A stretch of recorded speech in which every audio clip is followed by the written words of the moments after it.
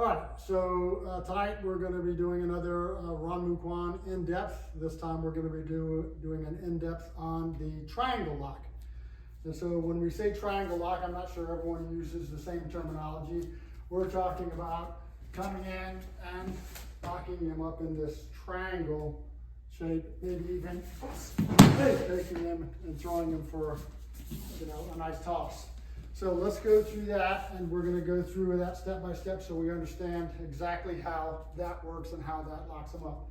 So I did that offensively, which means that I came in and took the approach. So when I do this, I want to grab his hand so that I've got my fingers in the palm. Come on in here, get a look at this. My fingers are in the palm of his hand, and I've got the typical Hapkido grip with my index finger extended and my thumb extended. I'm going to immediately start to put pressure on the back of that wrist. I'm going to step through, still turning and putting pressure on the back, twisting this down. And as I come around and come in, I now start not only putting pressure down, but twisting back towards his chest. And as you can see, he's fairly locked up. So this is the mechanics of this. I've got to have leverage here to make sure my thumb has got the brace underneath his wrist. My fingers are pulling down on that wrist, and at the same time twisting back. You can see his knees buckling. He does not like that a single bit. The other important element is that I need some support on his elbow. If I don't have any support, he can deflate and get rid of the pain and actually get out a little bit by lifting his elbow up. It doesn't take anything. I can put one finger here.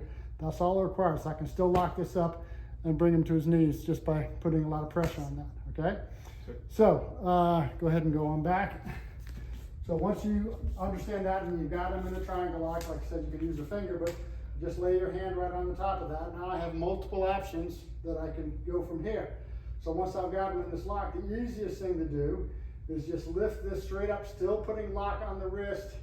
Watch, he's going to get up on his toes. Easy to throw him now. Just step forward, and off he goes.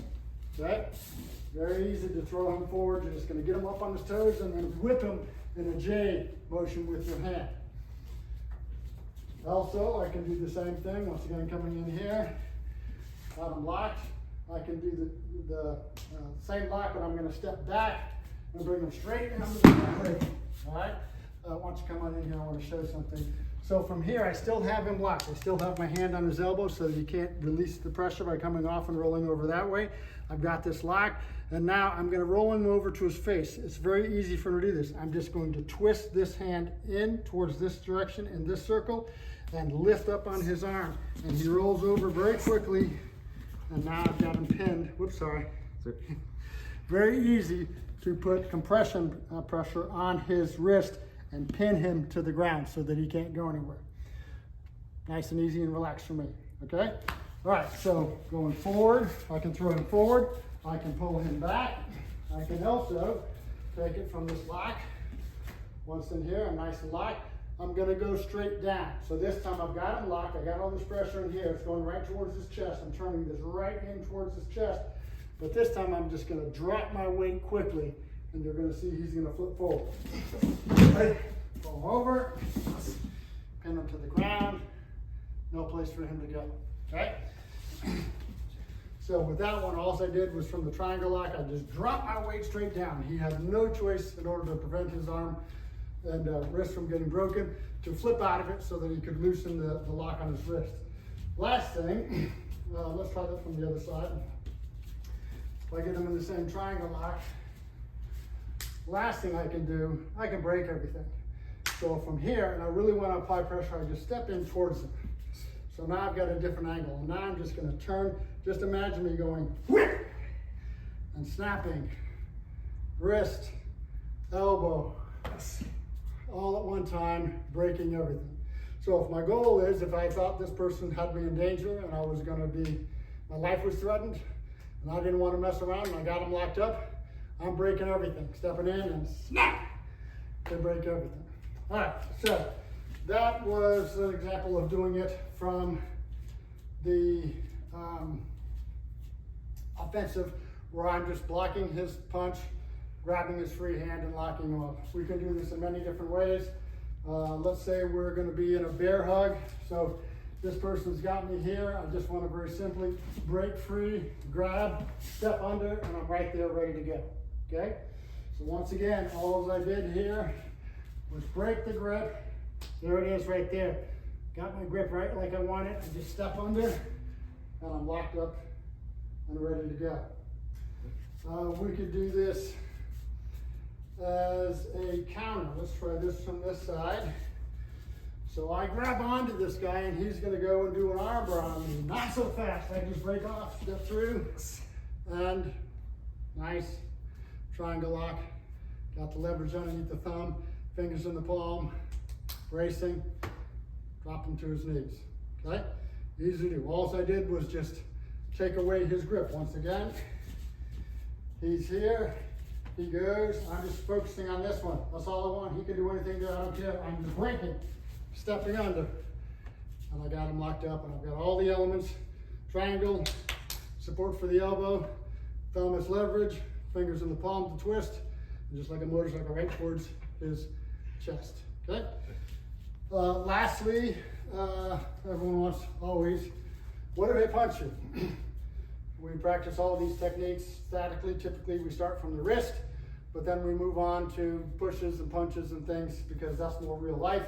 If he goes to punch me, easy peasy, he punches, I just block, swing right into my waiting hand, step under, and lock him up, okay? Once again, he comes in, I stop, I dodge, I block, swing it down into my hand, up, and very good. Hey. Okay, very good. All right, so there's probably 20, 30 more options of the triangle lock that you can do. We do one, I'll do one more, we do cross hand. All right, so you're grabbing me. I'm going to take this, break, swing. In this particular case, I'm going to do this, lock it to my chest. So this is the same thing. Instead of coming in here and locking, I'm just turning and putting this on my chest. He's locked up, his elbow's up, but he can't get it any further out. And when he says, ow, ow, ow, stop doing that, I turn to him and I say, what?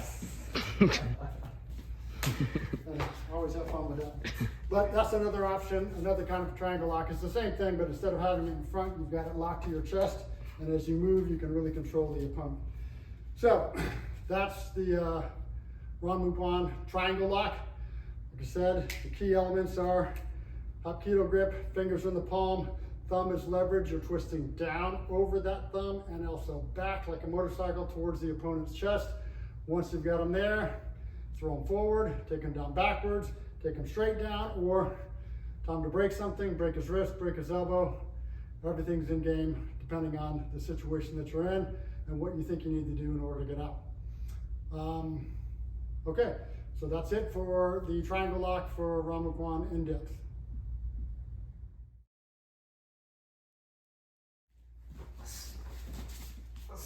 Hey!